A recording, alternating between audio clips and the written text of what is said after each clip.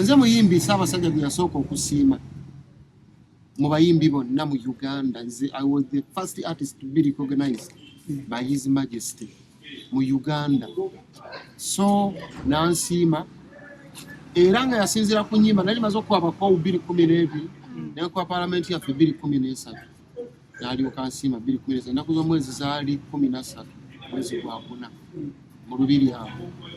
Era ku certificate yange yawandiikako n'agamba nti osiimiddwa olw'okubeera omuyimbi ayimba ennyimba ennyunyuutuvu ezijjudde amakulu ezizimba ate eziwabula. Buli kyakulabirako kirungi mu Buganda, mu Uganda ne mu nsi. Kitegeeza obubaka bwali bw'amaanyi nti nze nkubiriza abayimbi mikwano gyange nti bwe tuba tuyiga ennyimba nga niranga za Luganda, Oluzungu tuyiga luyige, sobola okwogera bira byeyagala mu Luzungu wano mwemulira mu Luzungu mu lulimi olulala.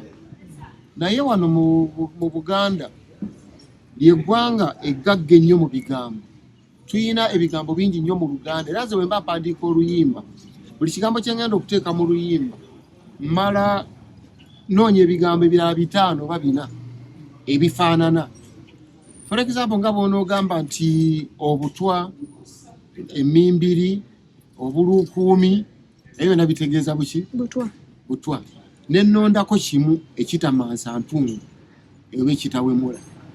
Nti omuto bw'anaaba akuze basobola okiyimba nga abaana abato tebannakula ne batakitegeera. Naye banaakula ne bakitegeera bagamba nti ono bw'ati bwe yali ayimba. Oba nfuna kati ndowooza nnyo ku mulembe ogwaliwo oguliwo n'ogulibaawo. Kati bwe mba mpandiika nennondako ekigambo kimu nti tekijja kwesittaza. Nkubira omulanga bayimbi bannanga n'obulungi bw'eggwanga lyaffe n'obwakabaka nti tuleme kubeera basomesa ababi.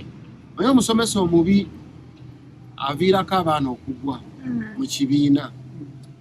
Kati bw'otendeka ffe abayimba bwe tuyimba ennyimba ezo nga nfu weekanga n'omulembe ogugenda okujja gugenda kuwaba. Baffe tulina abagoberezi bangi batransforminge bakyuse obudde bukyaliwo.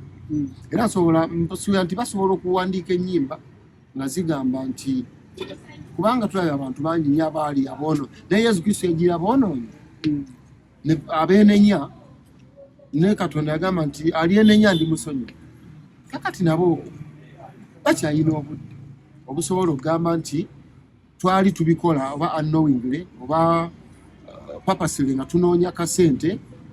Ekirungi era n'akasente abamu bakalina kati osobola okudda ku nnono n'okomawo eka n'ogamba nti byawa byali bya kivubuka kubanga era bakyali bavubuka nti ensi esobola obbasonyiwa babadde buvubuka baali tebafuna kubuulira ekitwala abantu mu sensitization obbasomesa n'obbabuulirira.